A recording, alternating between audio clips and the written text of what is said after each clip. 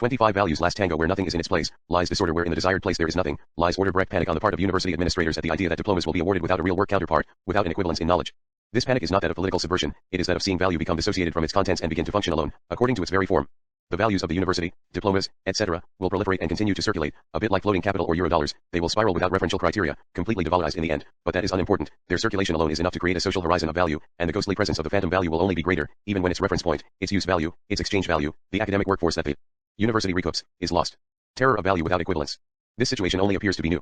It is so for those who still think that a real process of work takes place in the university, and who invest their lived experience, their neuroses, their raison d'être in it. The exchange of signs, of knowledge, of culture, in the university, between teachers and taught has for some time been nothing but a doubled collusion of bitterness and indifference, the indifference of signs that brings with it the disaffection of social and human relations, a doubled simulacrum of a psychodrama, that of a demand hot with shame, presence, edible exchange, with pedagogical incest that strives to substitute itself for the lost exchange of work and knowledge. In this sense the university remains the site of a desperate initiation to the empty form of value, and those who have lived there for the past few years are familiar with this strange work, the true desperation of non-work, of non-knowledge.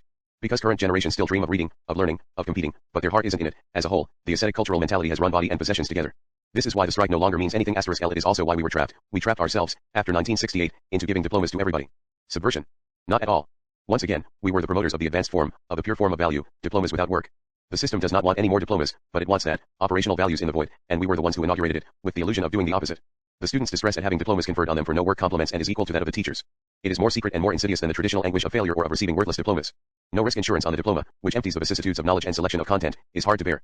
Also it must be complicated by either a benefit, alibi, a simulacrum of work exchanged against a simulacrum of a diploma, or by a form of aggression, the teacher called on to give the course, or treated as the automatic distributor, or by rancor, so that at least something will still take place that resembles a real relation. But nothing works.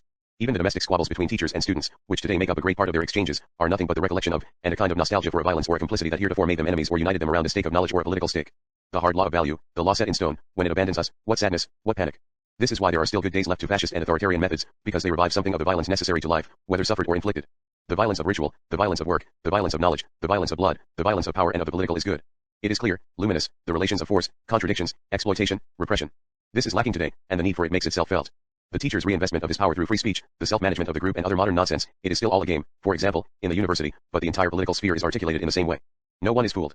Simply in order to escape profound disillusionment, to escape the catastrophe brought on by the loss of roles, statutes, responsibilities, and the incredible demagoguery that is deployed through them, it is necessary to recreate the professor either as a mannequin of power and knowledge, or to invest him with a modicum of legitimacy derived from the ultra-left, if not the situation is intolerable for everyone.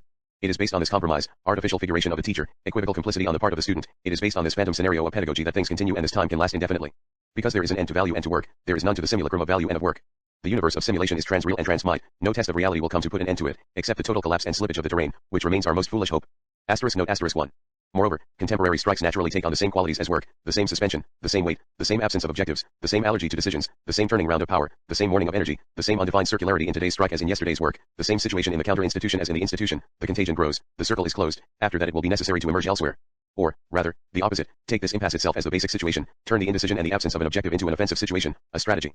In searching at any price to wrench oneself from this mortal situation, from this mental anorexia of the university, the students do nothing but breathe energy again into an institution long since in a coma. It is forced survival, it is the medicine of desperation that is practiced today on both institutions and individuals, and that everywhere is the sign of the same incapacity to confront death. One must push what is collapsing, said Nietzsche.